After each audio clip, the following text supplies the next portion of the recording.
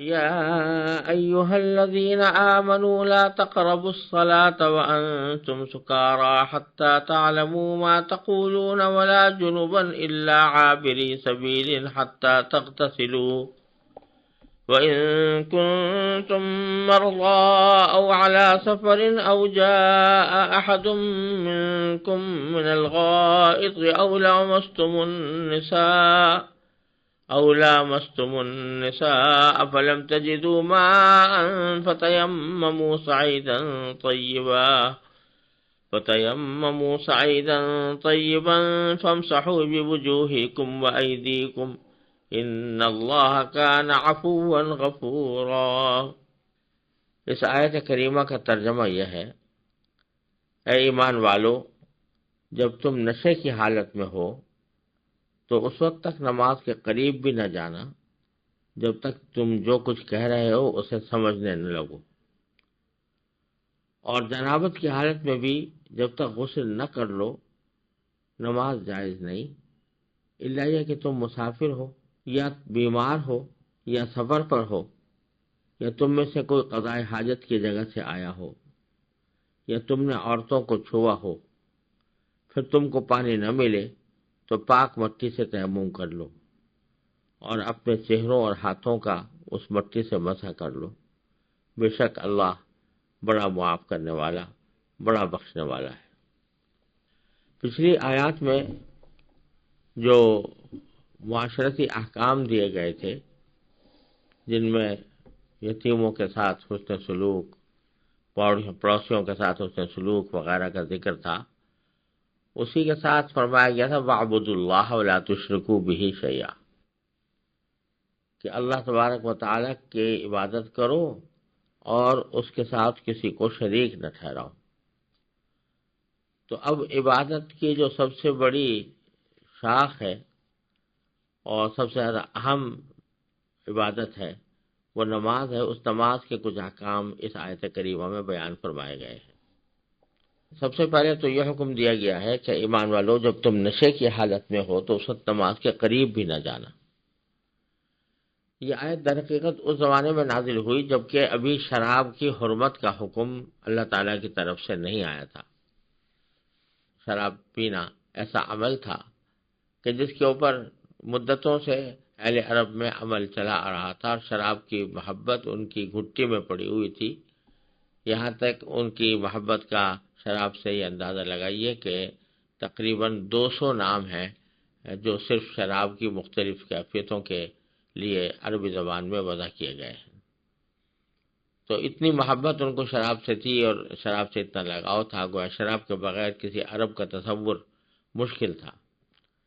چنانچہ جب اسلام آیا تو اس وقت بھی شراب نوشی کا دور دورہ تھا، اور اس عادت کو فوراً یک لخت ایک ہی حکم سے چھڑوا دینا یہ مشکل تھا، لہذا شروع میں اللہ تبارک و تعالی نے اس کی واضح حرمت کا حکم نازل نہیں فرمایا تھا۔ چنانچہ شراب نوشی کا جو عمل تھا وہ اہل عرب کے اندر چلا رہا تھا، اور جو حضرات مسلمان ہوتے تھے شراب کی حرمت کا حکم نہیں آیا تھا، اس لیے وہ شراب نوشی کرتے تھے۔ تو اسی سلسلے میں ترمذی میں ایک روایت ہے جس کو انہوں نے سند حسن،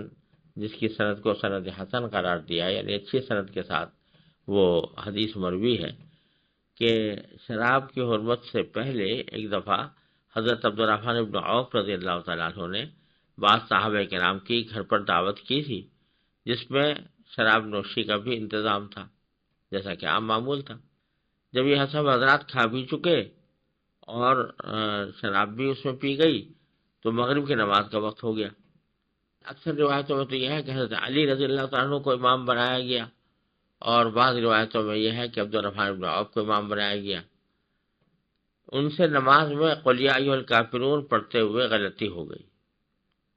اور غلطی بھی معمولی نہیں، سخت غلطی ہو گئی قل یا ایھا الکافرون پڑھتے ہوئے۔ تو اس موقع پر یہ آیت کریمہ نازل ہوئی جس میں تنبیہ کر دی گئی کہ نشے کی حالت میں نماز کے قریب مت جانا، کیونکہ جب تک کہ جان نہ لو کہ تم کیا کہہ رہے ہو، کیونکہ نشے کی حالت میں انسان کو ہوش نہیں رہتا کہ اس کی زبان سے کیا نکل رہا ہے، تو اس وقت میں نماز کے اندر اگر وہ تلاوت کرے گا تو تلاوت کے اندر اس قسم کی غلطی ہونے کا امکان واضح ہے، لہذا آئندہ تم اس نشے کی حالت میں نماز نہ پڑھو کے قریب مت جانا یا نماز نہ پڑھنا۔ یہاں صراحتاً شراب کو حرام نہیں قرار دیا، نشے کو حرام قرار نہیں دیا، بلکہ یہ کہا کہ نشے کی حالت میں نماز کے قریب مت جانا۔ یہاں سے خود بخود اس بات کی ایک دلالت اور ایک اشارہ ہو گیا کہ یہ شراب کوئی اچھی چیز نہیں ہے جو نماز سے انسان کو روکا جا رہا ہے کہ اس حالت میں نماز کے قریب مت جانا۔ تو ایک اشارہ دے دیا گیا کہ یہ شراب کوئی اچھی چیز نہیں ہے، اور کچھ بعید نہیں ہے کچھ عرصے کے بعد اس کو باقاعدہ حرام ہی قرار نہ دے دیا جائے۔ تو اس واسطے اس میں ایک اشارہ موجود ہے شراب کی آئندہ نازل ہونے والی حرمت کی طرف۔ بعد میں پھر شرعی حکم آ گیا حرمت کا، جس کی تفصیل آگے انشاءاللہ سورہ مائدہ میں آئے گی۔ تو ایک تو حکم یہ دیا اس آیت کریمہ نے کہ نشے کی حالت نماز کے قریب نہ جانا جب تک کہ تم پہچان نہ لو کہ تم کیا کہہ رہے ہو۔ ولا جنوباً، دوسری حالت جس میں نماز کے قریب جانے سے منع کیا گیا وہ جنابت کی حالت ہے، یعنی ایسی حالت جنابت کی جس میں انسان کے ذمہ غسل فرض ہو گیا ہو، تو غسل کیے بغیر نماز عبادت کرنا یعنی نماز پڑھنا، یہ اس کو منع کیا گیا کہ جنابت کی حالت میں بھی اس وقت تک نماز نہ پڑھو حتیٰ تغتسلوا، جب تک کہ غسل نہ کر لو۔ البتہ بیچ میں ایک استثناء دیا گیا الا عابری سبیل، ہاں اگر تم سفر کی حالت میں ہو، مسافر ہو، اور نماز کا وقت آ گیا ہے اور تم حالت جنابت میں ہو اور پانی مل نہیں رہا سفر کی حالت میں، جب عام طور سے جب اہل عرب سفر کرتے تھے صحراؤں وغیرہ میں تو وہاں پانی ملنا بڑا دشوار ہوتا تھا، تو اس لیے سفر کی حالت کو اس حالت سے تعبیر کیا گیا ہے جیسے گویا پانی موجود نہیں ہے۔ تو کہا یہ گیا کہ اگر پانی موجود نہ ہو تو اس صورت میں باوجود ہے کہ تم جنابت کی حالت میں ہو، اس کے باوجود تم تیمم کر کے نماز پڑھ سکتے ہو۔ تو یہ استثناء بیچ میں ایک جملہ معترضہ کے طور پر لایا گیا ہے۔ اصل کہنا یہ تھا کہ جنوباً حتیٰ تغتسلوا، جنابت کی حالت میں بھی نماز کے قریب نہ جاؤ جب تک کہ غسل نہ کر لو، البتہ اگر تم حالت سفر میں ہو الا عابر سبیل، حالت سفر میں عابر سبیل کے معنی ہے راستہ قطع کرنے والے، تو راستہ قطع کرنے والے ہو یعنی مسافر ہو اور اس وقت میں پانی میں تمہیں نہ مل رہا ہو تو بے شک پھر جنابت کی حالت میں بھی تیمم کر کے نماز پڑھ سکتے ہو، جس کی تفسیر آگے آ رہی ہے۔ چنانچہ آگے پھر تیمم کی تفصیل بیان فرمائی کہ وہ ان کنتم مرضی، اگر تم بیمار ہو، او علی سفر، یا تم سفر میں ہو، دو حالتوں کا بیان فرمایا، ایک بیماری کا، یعنی کوئی آدمی اتنا بیمار ہے کہ اس کو پانی کا استعمال کرنا اس کے لیے مضر ہے، یعنی اگر وہ پانی کا استعمال کرے گا تو بیماری بڑھ جائے گی، اور اس کا معیار یہ ہے کہ کوئی حاذق طبیب یہ کہے کہ تمہارے لیے پانی کا استعمال کرنا جائز نہیں ہے اور تمہارے لیے یہ پانی سے وضو کرنا یا غسل کرنا درست نہیں ہے، ورنہ تمہاری بیماری کے بڑھنے کا اندیشہ ہے، تو اس حالت میں بھی تیمم جائز ہے۔ او علی سفر، یا تم سفر کی حالت میں ہو، یہاں پھر دوبارہ سفر کی حالت کا ذکر کیا ہے اور اس کی تفصیل بیان کی ہے کہ سفر کی حالت میں ہو فلم تجدوا ماء، اور پانی تمہیں میسر نہ ہو، پانی نہ مل رہا ہو، اور حالت تمہاری ایسی ہو کہ یا تو تمہیں وضو کی حاجت ہو یا غسل کی حاجت ہو، تو وضو کی حاجت کا ذکر کرتے ہوئے فرمایا او جاء احد منکم من الغائط، کہ تم میں سے کوئی آیا ہو اس جگہ سے جہاں سے قضاء حاجت کی جاتی ہے۔ غائط اصل میں عربی زبان میں نشیبی زمین کو کہتے ہیں، اور وہاں اس زمانے میں رواج یہ تھا کہ جو دیہاتی معاشرے تھے وہ گھروں میں اپنے بیت الخلاء نہیں بناتے تھے، بلکہ گھروں سے باہر جا کر وہ اپنے حاجت سے فارغ ہوا کرتے تھے، اور عام طور سے اس کے لیے کسی نشیبی زمین کا انتخاب کیا جاتا تھا، اس لیے اس کو غائط کہتے تھے۔ جب اس جگہ کو غائط کہا جاتا تھا جہاں قضاء حاجت کی جائے تو بعض اوقات قضاء حاجت کو بھی غائط کہہ دیتے تھے۔ تو اگر تم میں سے کوئی شخص قضاء حاجت کر کے آیا ہے، جس کے معنی یہ ہے کہ اس کا وضو ٹوٹ گیا ہے، تو اس کو وضو کرنے کی ضرورت ہے، تو اس وقت بھی اگر پانی نہیں مل رہا تو تیمم کرنا جائز ہے۔ اور دوسری حالت بیان فرمائی او لامستم النساء، یا تم نے عورتوں کو چھوا ہو۔ لفظی معنی چھونے کے ہے لامستم النساء، لیکن یہ باب مفاعلہ کے اندر لمس تو کہتے ہیں چھونا، اور ملامسہ جب باب مفاعلہ میں جاتا ہے تو اس کے معنی ایک دوسرے کو چھونا، یعنی اس میں ایک اجتماعی کیفیت پیدا ہو جاتی ہے، دو آدمیوں کا باہم ایک دوسرے کو چھونا۔